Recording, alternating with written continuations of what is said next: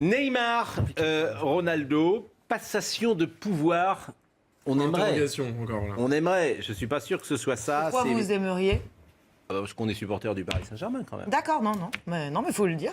Bah, on aimerait quand même que le PSG élimine. D'accord, mais vous vous rendez compte que ce serait un séisme. Enfin, on a l'impression que c'est quasiment une évidence et que Paris est presque favori grâce à Neymar. Il faut quand même remettre les choses un petit peu à plat, dire que.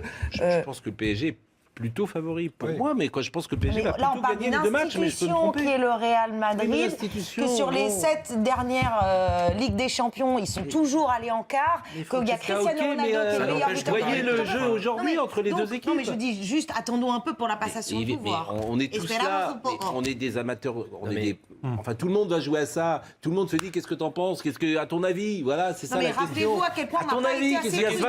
La question c'est est-ce que c'est pour cette année ou pour l'année prochaine, c'est ça en fait. Non mais Neymar, Ronaldo. Mais l'année prochaine, est-ce qu'il sera encore là, Neymar? Est-ce qu'on sera là l'année prochaine? Neymar, Ronaldo, voyons le sujet. Faisons l'émission tout de suite parce que...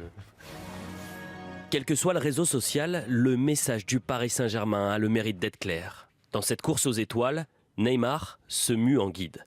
Arrivé cet été pour 222 millions d'euros, transfert le plus cher de l'histoire, Neymar n'a pas eu besoin de temps d'adaptation. 27 matchs, 27 buts et 16 passes décisives, Neymar explose les compteurs. Aux côtés de Mbappé et Cavani, le trio d'attaque est devenu l'un des plus prolifiques d'Europe. Avec le Brésilien, le duel à Madrid prend une toute autre ampleur. Je crois que c'est le match le plus attendu depuis les grands classicos entre le Real et le FC Barcelone. Je ne me souviens pas d'avoir autant parlé d'une rencontre de décembre à février. Le Real peut compter sur cet homme, Cristiano Ronaldo, 5 ballons d'or. Avec 9 réalisations en Ligue des Champions cette année, il est le meilleur buteur de la compétition. Malgré un triplé ce week-end en championnat, l'attaquant madrilène n'a pas le même rendement. Alors à 33 ans, Ronaldo est-il sur le déclin ? Il y a beaucoup qui sont sur le déclin, alors si lui il est sur le déclin. Non. Grand joueur. Maintenant, on espère qu'il sera encore mieux contre nous. Et on va aborder le match pour faire attention à toutes leurs forces. Et lui fait partie des forces de cette équipe. Neymar ou Ronaldo, plus qu'un duel, une passation de pouvoir. En cas de grande performance, le jeune Brésilien pourrait toucher d'un peu plus près son rêve d'empocher cette année son premier ballon d'or. Sujet évidemment de Elliot Deval. Neymar, Ronaldo, les stats.